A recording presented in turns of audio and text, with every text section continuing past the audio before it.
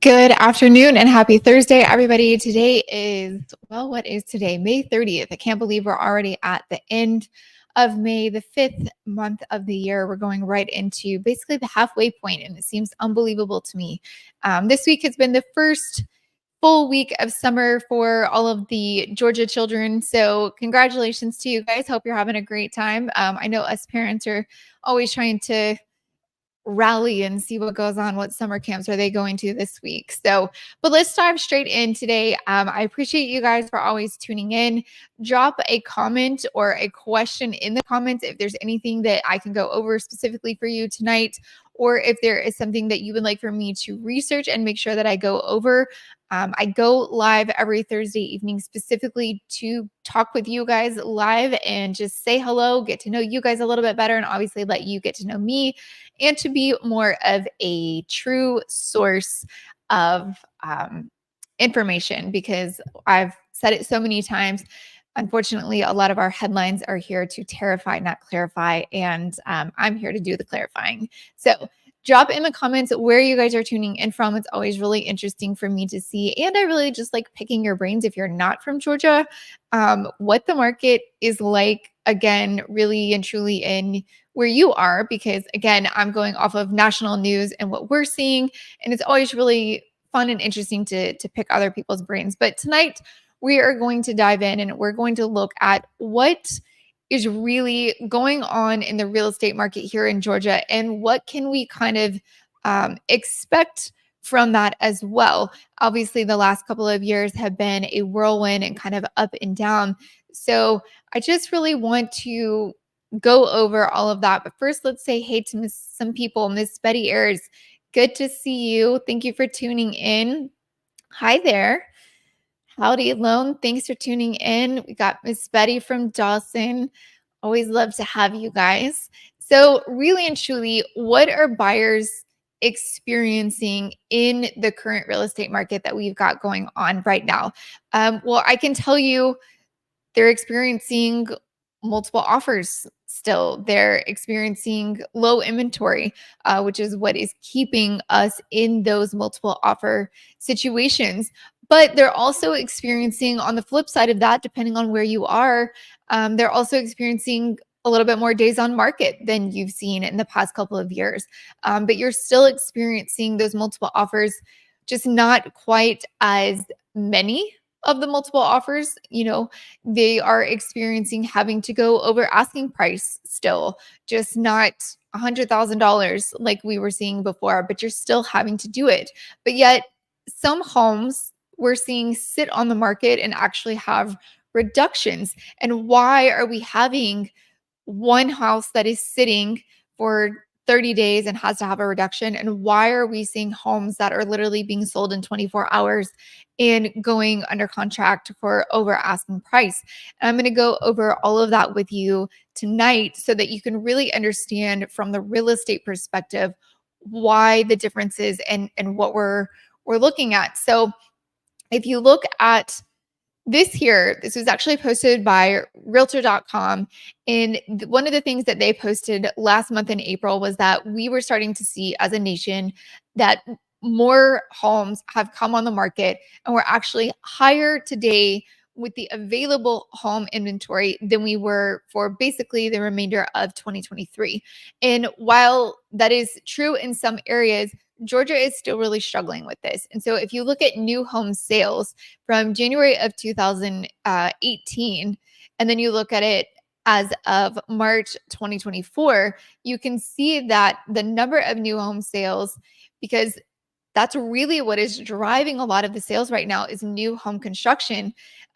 You can see that we're kind of back up on that route there. And if you look at the new home median price, though, we are far above where we were back in 2018, 2019. But thankfully, we have seen a little bit of a reduction from when we were in the peak of 2021 and 2022.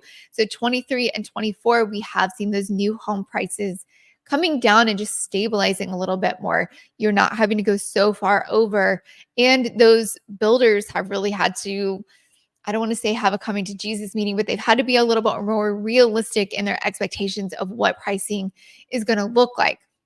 Now, that being said, I thought this was really interesting because if you look at the active listing count for the last, 5 or so years, you can really start to see a difference. So in 2017 is really when we had the most active listings.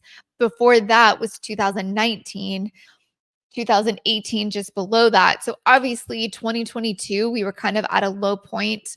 And even in 2020 we were still kind of in the middle, although it tapered off. So looking at this here though, we're right in the middle right now, right? So we're not as far down as we were in 21, 22, 23, but we're not quite where we were in 17, 18, 19 either. So, but we're on that upward path. As of April, which is just last month, we were looking at about 734,000. So, year over year, that's up about 30%, which is a great number. Now, if we could just continue to see that number, tapering upward, that would be a really good thing because then it's going to give people more options to choose from. And it would kind of balance out that buyer's market or seller's market, right? We've been in a seller's market for a pretty long time. I'm sorry, yeah, in a seller's market for a pretty long time. And so the buyers are still having to just make those choices of what all are you going to do in order to get the home. But so while we have active listings on the upswing, if you take a look at this next slide, you can see that the pendings are also on the upswing, and we're actually above where we were in a lot of those in other years. So if you look at 2019, we're higher than that. If you look at, basically the only 2 years that beat us were 2021 and 2022. All of the other years, we are above those numbers as far as the pending listings. So the question to that is, or the concern to that is really, yes, we're on the upward swing as far as in terms of active inventory, but we're also on the upswing and on the very high side of pendings. So that just goes to show you that everything that comes on the market is immediately swallowed up by the market. We have just as many pendings as we do active listings, and we still have people that are waiting in the wing for another home to come available because they offered on that house and it got snatched up. So that's where you really start to see, some interesting plays on things, because when are we going to start to see inventory level out with the number of pendings? Because if we continue to see pendings right up here with the same number of active listings, that's when there's just not enough inventory for those buyers to be purchasing. And I know that a lot of people were thinking, oh, well, with interest rates what they are, we're going to start to see that taper off. That's just not so. So if you see the median listing price, we're actually right in line with 2023 right now. So we're at a really good pace. Now, later on in this live, I'm going to go into specifics for Georgia, just so you can really look at the numbers for here in Georgia, what the Georgia real estate market itself is seeing, because keep in mind, these are national numbers that we are looking at. But obviously, we are higher than every other year that we've seen. However, you can start to see that we're tapering off, just not increasing so high. Whereas in 2022, we were continuing to see that big rise. 2023, we had a little bit of a rise, but we really started to see more of a neutral. And if we continue to see that this year, then we will be in good shape for not having, prices continue to rise at the astronomical amounts that we saw a couple of years ago, which that's a fantastic thing. So I've been asked this so many times, and I want to go over this with you guys. How can you strengthen your offer without it always being financial? So what I mean by that is obviously money talks, right? And so if I've listed my house for $500,000 and somebody comes and offers me $600,000, I'm probably going to look at that offer. But what if you don't always have the means to continue to go higher and higher? What are some things that you could do to strengthen your offer? I had a situation last weekend where my client did not have the means to go to a cash offer.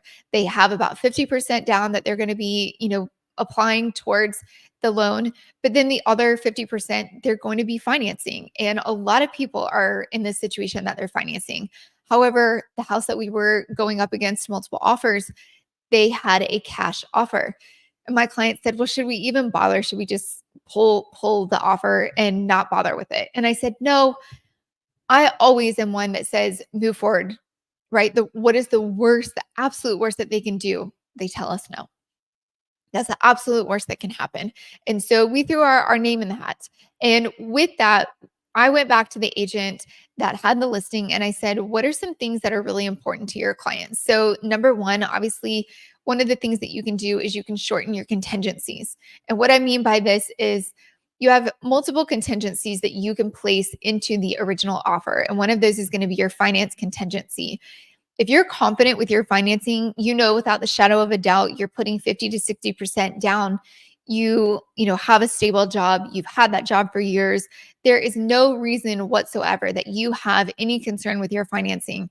You can waive that contingency, and that's going to give the seller a more confident feeling in moving forward with your offer. One of the other ones that you're going to find, one of the other contingencies you're going to find in the financing is going to be the appraisal contingency. And with the appraisal contingency, this is the 50-50 shot for you, right? You have to really decide if this makes sense because, again, depending on the amount of money that you're putting down. Now, if you're a first time home buyer and maybe this is your first move up house and you're going to be only putting down maybe 10, 5%, I do not suggest waiving the appraisal because let's again say that I've got my house listed for $500,000. Now you're saying you'll go up to $525,000. You're going over the asking price. If you waive that contingency of the appraisal and the house comes back and it only appraises at 500,000, you have now stated you're willing to cover the cost of the $25,000 that the appraisal did not come in at. So you're under contract for 525,000. The appraisal comes in at 500,000. We have a gap of $25,000 that you're now saying you're going to cover.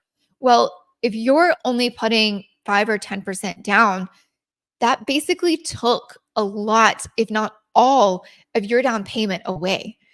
Now, where I can say you can play with this, if you're looking at putting 50 or 60% down and you're willing to kind of take the hit and say, you know what, if it comes in a little bit under, I can spare that 25,000 and I will go ahead and put that towards the down payment. I'm already putting that money down anyways. It's just going to be a higher loan value than I was expecting.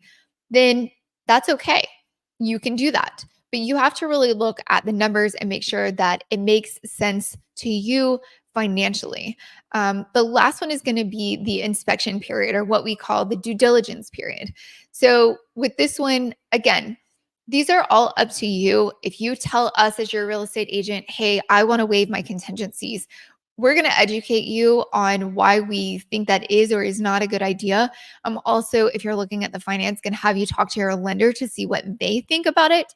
But if you come to me and say, I want the house, I do not care what it costs, I'm going to do that for you. But with the due diligence, this is going to be your inspection. And basically during the due diligence period, I call it your get out of jail free card because during this time, you can basically come back and say, I don't like the paint color. It's too long from my job, the commute. And you can basically terminate the contract and get your earnest money back during that time. Well, obviously for a seller, this is a very concerning time because I always say you're not really under contract till you get through that due diligence because during that time, anything could happen. So realistically, you're supposed to use this time to have any inspections done that you want to have. A radon inspection, termite, your basic, floor to ceiling home inspection, anything that you want done, you do during this time. So with that being said, you can shorten this time to maybe 24 hours, right? Make sure that you're getting in and getting out, or maybe 3 days. Anytime that you are having kind of a longer period of the due diligence, that's going to make the seller nervous. So anything you can do to make that come down. Now, one thing that I want to make sure you guys know, especially if you're one that's looking at listing your home for sale, so you're going to be on the selling side. Maybe you see an offer that comes through and in the special stipulations, it states that the buyer is going to be buying the home as is with the right to inspect. Yeah, so basically you're still having a due diligence period because if even if the buyer is saying they're willing to buy it as is, if they have a due diligence period, I don't care if it's 24 hours or if it's 19 days, they have a window to terminate. They also have a window to come back and ask for repairs or ask to renegotiate. I don't care what that special stipulation says. Yes, the buyer is trying to make you feel good and make you feel confident as the seller that they're going to be buying the home as is. But unless they have waived that due diligence period, they still have an out. They still can come back to you and ask for things. When they waive the due diligence 100%, and then they say, we'd still like to have an inspection just for our peace of mind, be my guest. Now they cannot come back to you with anything that is shown on that inspection report. They cannot come back to you and ask for a reduction because there was a crack in the foundation or there was a water leak found. They're tied into that home unless they are willing to lose their earnest money. So keep that in mind if you're looking at the special stipulations, because that is just something that I've seen buyers put in. However, it's just not very realistic because they still have a way out. And the last thing that I've seen work with some of the sellers that have multiple offers is time after closing. So if you're in the position where you're renting, say, an apartment, or you have your own place and you don't need to sell that place in order to buy this one, you could always offer time after closing to the seller. And a lot of sellers, this is a really big deal because think about if you were in the process of needing to sell your home, you're packing up your life, you're packing up your kids, your cats, your dogs, and you're needing to basically close on that home in the morning. And then they need to take the proceeds from that home, directly wire them to be able to close on their new home in the afternoon. Meanwhile, their entire life is sitting on a moving truck and they're praying to God that everything works out perfectly. Because if it doesn't, they now do not have a home to go to. If this closing is pushed for any reason, if funding doesn't go through for any reason, they now are not able to close on that second home. And it is extremely stressful for a seller to be in that 24-hour period. So if you are in the position as a buyer that you can offer to that seller, look, I'm sure this is really stressful. Why don't we go ahead and close on this home? And then I'll let you stay in the home for a week or two after closing. And that way they have time to make sure that everything went through, all of the funding went through, all of the financing is in place. And now they're able to pack up. Now they're able to put their life on a truck and slowly move into their new home that they're already purchased, the same day that they closed on this, and move their kids, move their dogs. It's not as stressful for them. And to a lot of sellers, this opportunity is better than cash or better than a higher offer because it gives them peace of mind. It lets them know that their kids are going to have a bed to lay their head on that night and they're not stuck in a hotel praying that the funding goes through from one closing attorney to another. So, that being said, I've got a lot of questions and things in the comments. Let's see what we've got.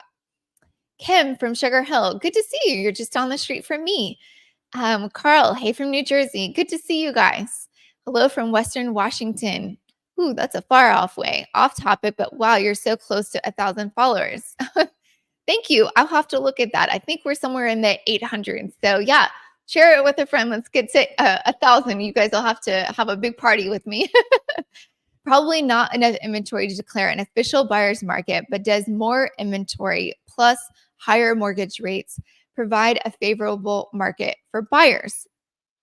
It honestly does because when you have more inventory, even if you have a higher mortgage rate, when you're getting more inventory, that's when you're going to start to see the plateau, right? Because right now, when a home goes on the market, 5 people are showing up to see that house, right? There are literally times where I'm brushing shoulders with another buyer that's walking in as I'm walking out.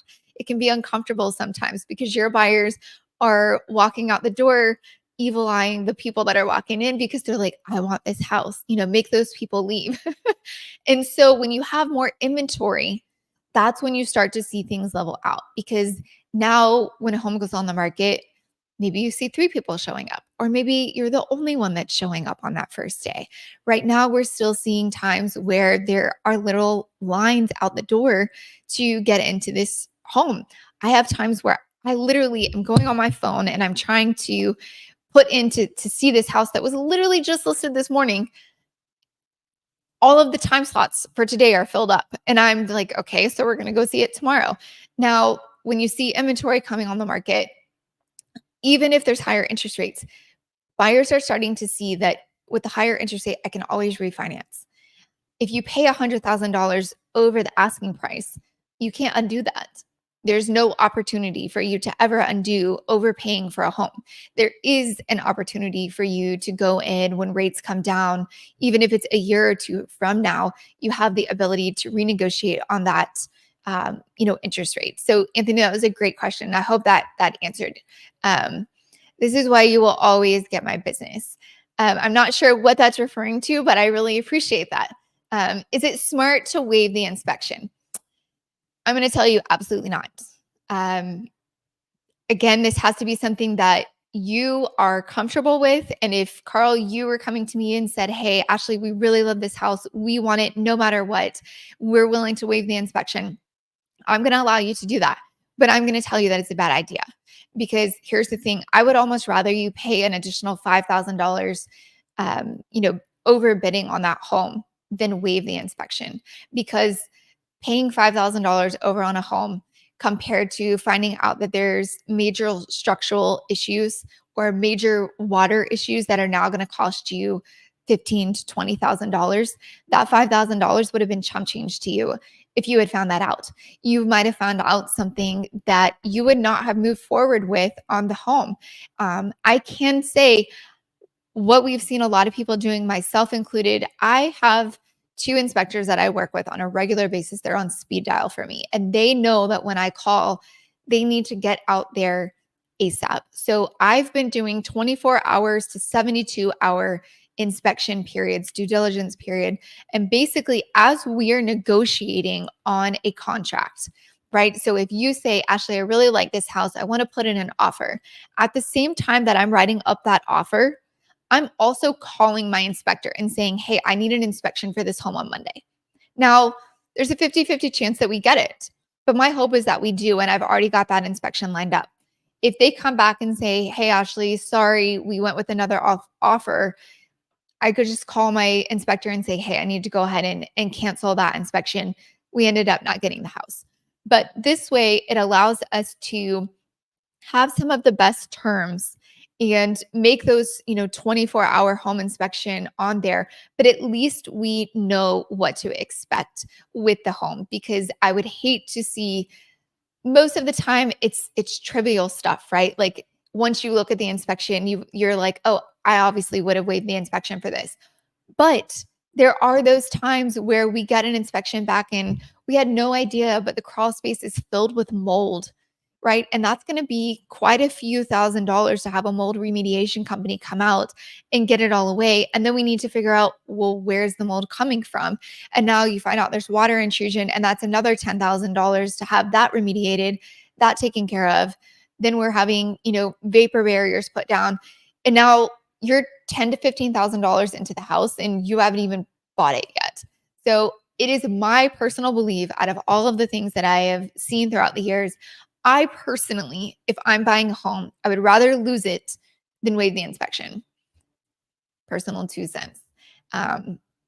Pembroke Pines, Florida. Hey, I owe you a phone call. Howdy, Miss Ayers. I love that you guys talk on here all the time.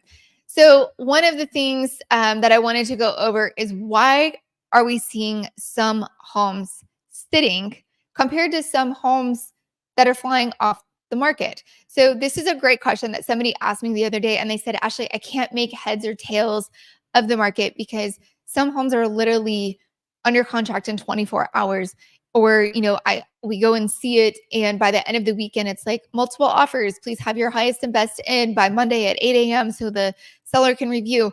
But then I'm also seeing other homes that are being reduced, or I'm seeing other homes that have been on the market for 28, 30 days. Why are we seeing this? Well, there's a multitude of reasons, and I want to share those with you. So the first one is going to be just the way that it's been maintained. So I've told you guys this previously. Look at this. And I posted these because this is a current home that's on the market right now. This home has been on the market for over 30 days. And this is the first photo that you see when you pull up this home. So let me know in the comments, is this a home that you would send me and say, oh my God, Ashley, this is my dream home. I cannot wait to see it. Please immediately schedule for me to go and see this home. I'm going to go with most of you saying, no, this is not my dream home. This is not what I've been waiting my whole life for. If you take a look on the interior, this is what we're seeing on the interior. It's dated. Not only is it dated, but it's just not great pictures. And again, I hate to say this, but this is on the agent, right? And this is why you have to really vet your realtor when you're looking at selling, because realtors need to understand we're going through a little bit of a turn here. I've talked to you guys about, the lawsuit that's happening, and unfortunately, realtors have to really earn the commission that we receive. Now, there's a lot of times, you guys probably saw this on my Instagram the other day. I'm so sick of hearing that realtors aren't worth it. However, when I see things like this, it kind of makes me wonder. So you do have to vet your agent and make sure, are they hiring a professional photographer? Are they coming in and helping you with staging? I have my own personal staging. So I'm not asking you to stage your house. I am coming in and telling you to take down your personal items, clean up your house, put the laundry away, wipe down the baseboards, have a professional cleaning. I have my own furniture that I can come and stage your house with. There's no reason that that backyard should look the way that it did. If I need to hire a landscaper to make the photos look good, I'm going to hire the landscaper. I also have a professional photographer that I pay $1,000 each listing. I don't care if it's a $300,000 listing or a multi-million-dollar listing.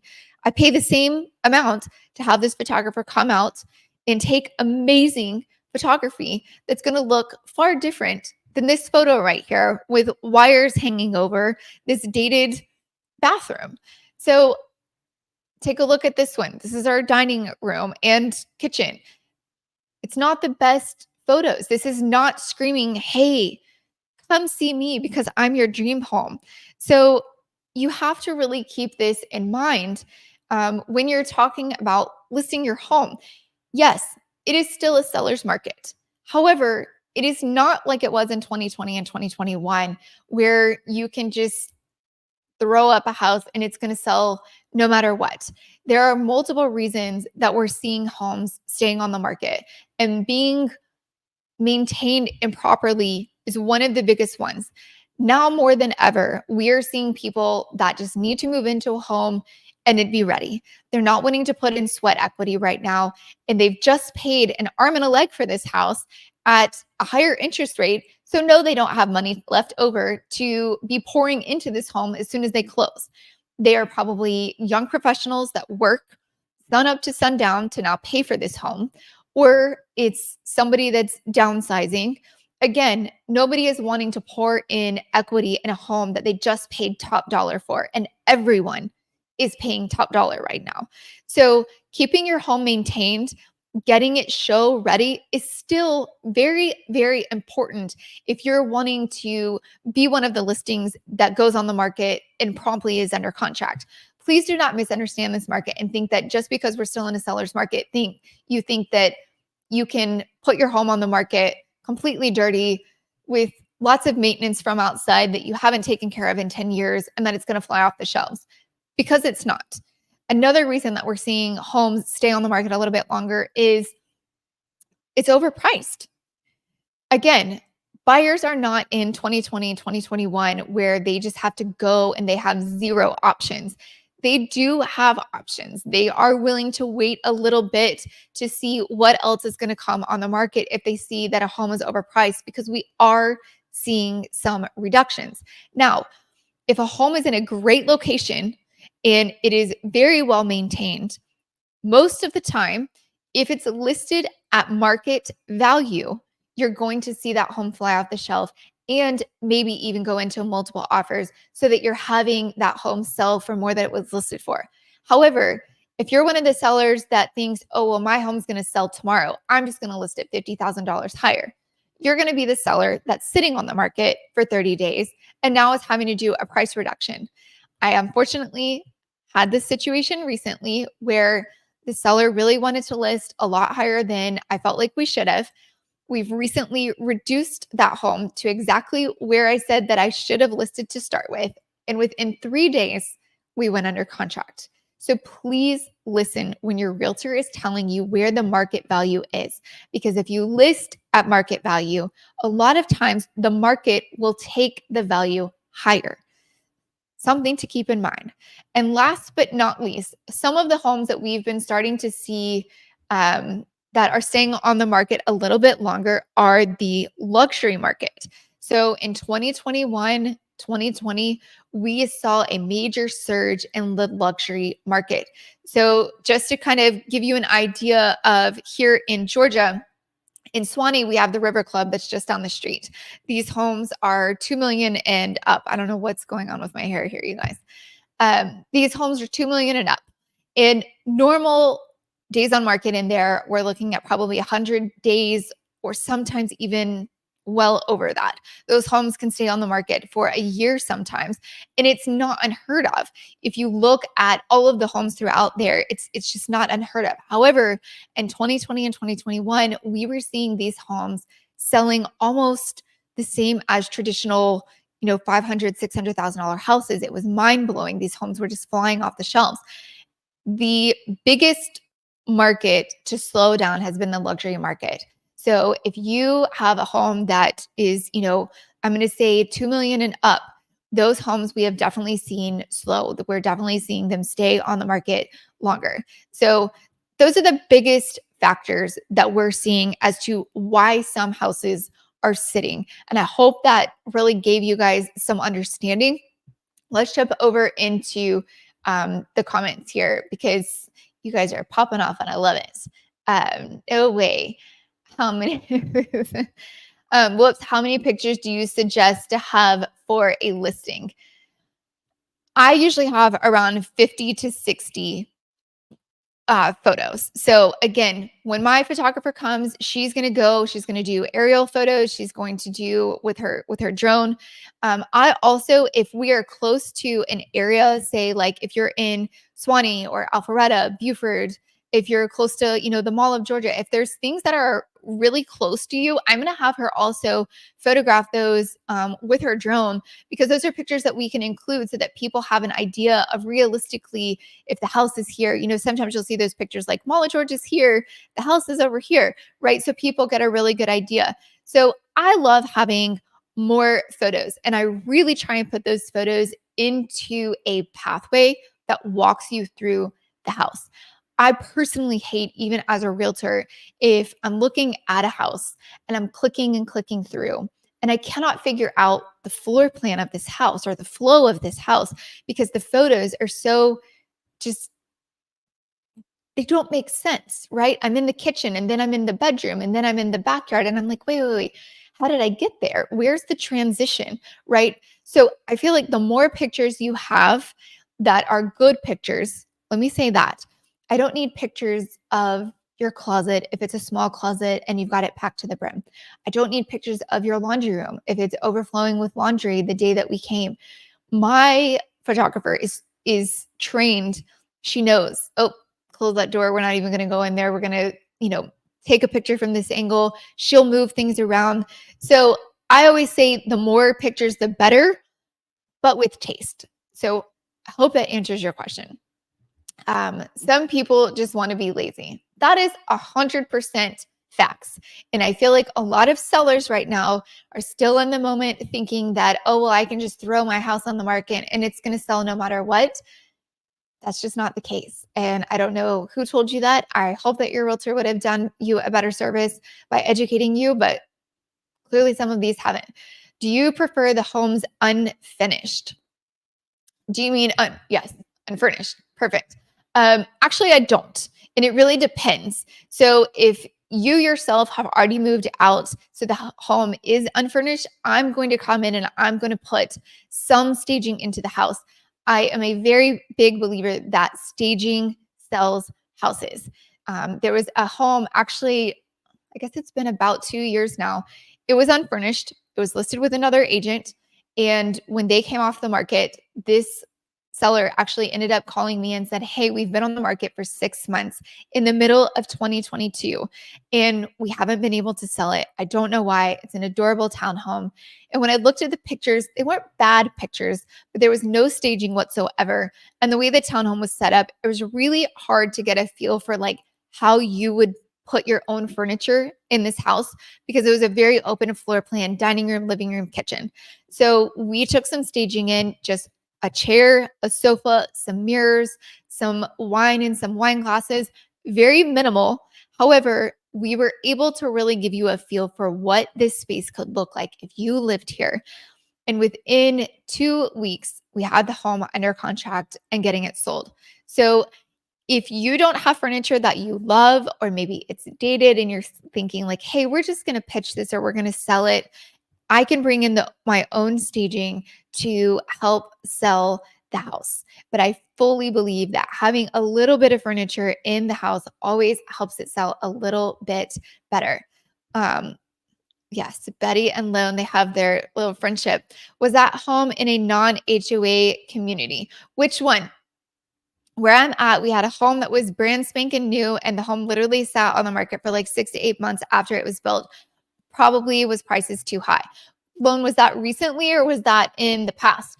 Because I can tell you here with new homes specifically, we're not seeing them sit on the market for terribly long. But that being said, new homes have really come to grips with pricing. They've had to readjust their pricing. So a lot of the new home builders, we're still seeing a little bit of a wait.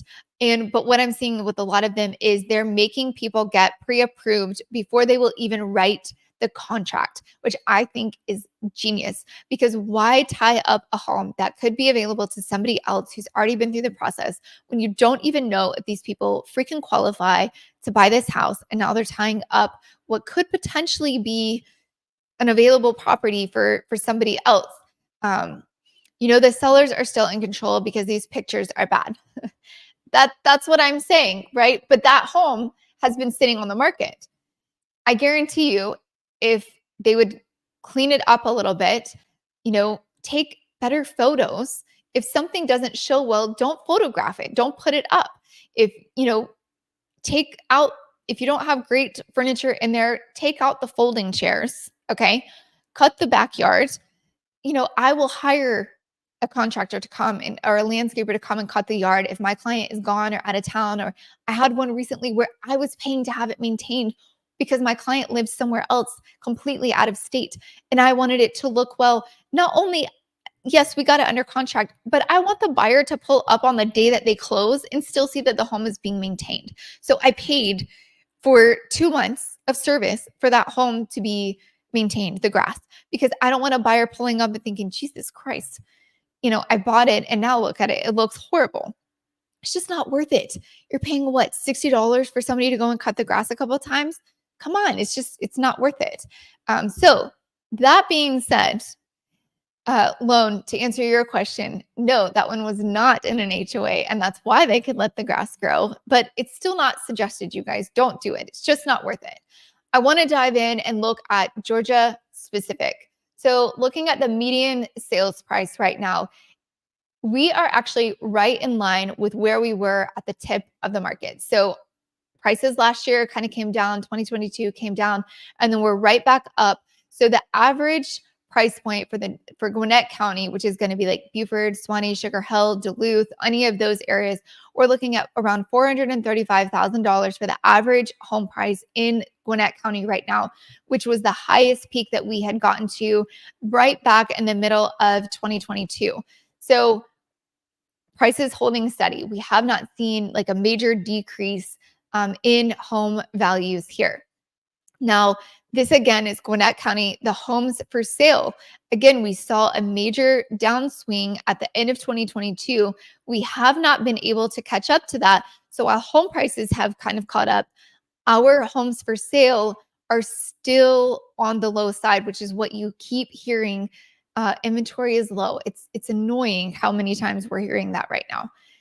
Then if you take a look at the month's supply, so we're just over that 2-month supply mark. And as you guys have probably heard me say in the past, once we get up to a little closer over between 3 and 4 months is where you start to see more of a leveling out of, we're not in a buyer's market, but we're not in a seller's market. It's like for every buyer, there's a house. For every house that goes on the market, we have a buyer. Once you start getting over 4 months, that's when it's like, okay, we have, 5 houses, but you only have one buyer, right? So now it starts to turn and be a buyer's market once we start to get over that 4 months of inventory, which being in that sweet spot is going to be 3.5, to 4 months of inventory. Right now, we're still really low at that 2 month mark. And so looking at this is the supply, the month's supply. Again, I wanted to kind of show you guys this one right here that we're looking at. This is just over the last couple of years. If you take it and look at this over the last since 2011, we had 10 months of supply back in 2011, even in 2012, but it drastically dropped from 2011 to 2012. And basically since 2013 to, I would say, about 2019, we were kind of in that sweet spot. That's why I hear a lot of people talk about, oh, well, when are we going to go back to the good times? And I'm like, well, what were the good times for you? And they're like, 16 through 19 just felt really good. It felt really positive. The real estate market just seemed like, you could go and you could make an offer and the seller might counter and then you could counter back. And there was just like a healthy balance of negotiation. It wasn't like this claws out, fight of, you don't even have time to negotiate because you have to decide right now, do you want the house? Do you not? Because somebody else behind you is waiting. And that's just not a healthy negotiation. Where if you take a look at this from 2013 to basically 2019, even though in 2019 we still had less inventory, we didn't have as many people flooding the market. So now we're getting back up to that 2-month mark. But if we could taper that up and see 3.5 to 4 months, I really think that that's where we would see a lot of buyers benefit from having that inventory. Anthony, you mentioned it earlier in the live. If we started to see more inventory, would it matter that rates were still high? Obviously, nobody wants rates to be super high. Everyone would love for them to come down. But I think that if we could see the rates even staying at 6.5, if we could see the inventory coming up a little bit, that would drastically help buyers, because then there's going to be more options and you always have the ability to refinance down the road, but it gives you the chance to actually purchase a home. It doesn't matter what the interest rate is if you can't even get the dang thing under contract. So let's see here. I figured because otherwise Big Mama and Papa HOA would be all over that. Can I speak to your manager? Right? They definitely would. But that one, it was a beautiful home. It needs a little updating in my opinion, but hey, to each his own. Could be better, but could be worse. I suppose I'm right where the good Lord wants me to be.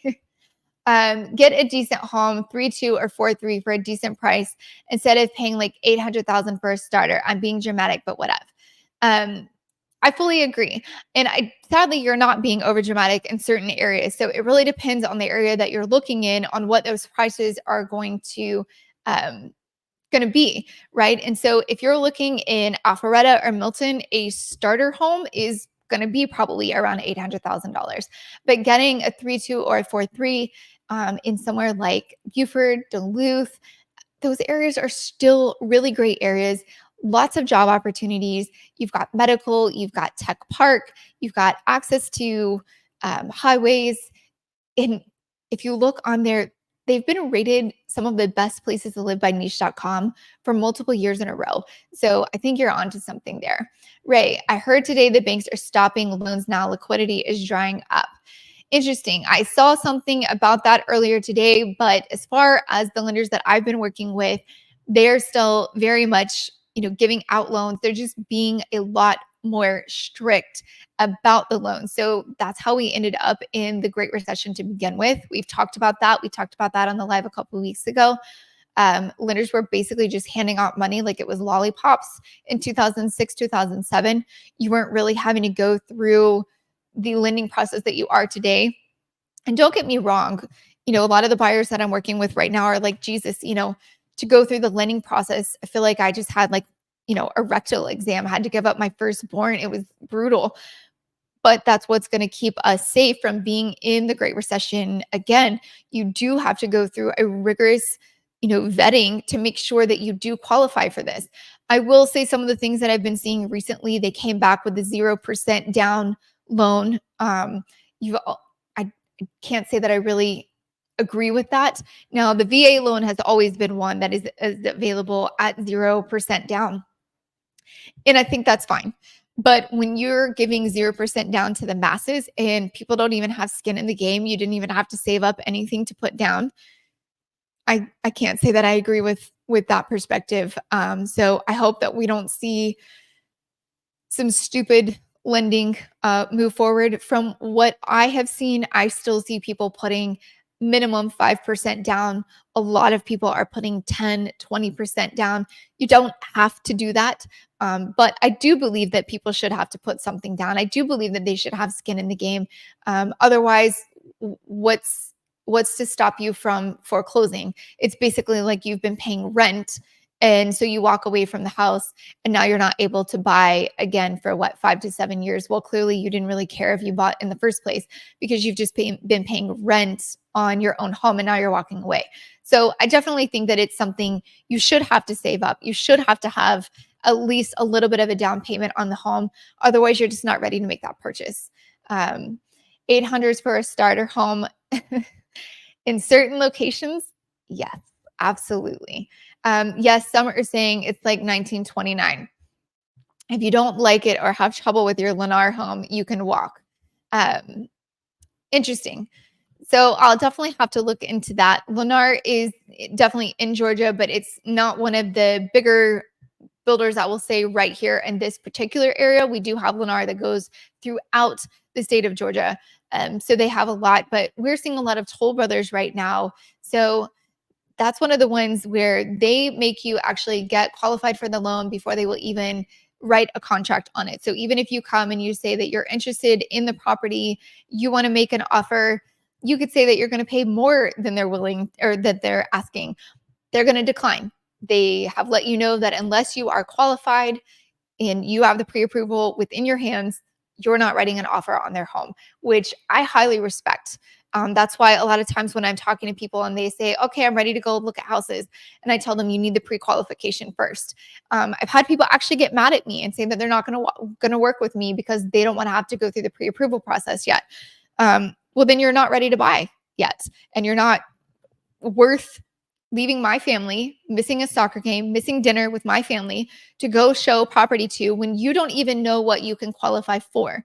So how am I supposed to be helping you buy a home when you don't know the price that you're looking at? And you don't know. You may think that you know, but you don't because you haven't talked to a lender. A lender is the one that's going to tell you what you're qualified for. And they may even tell you you're qualified for $700,000.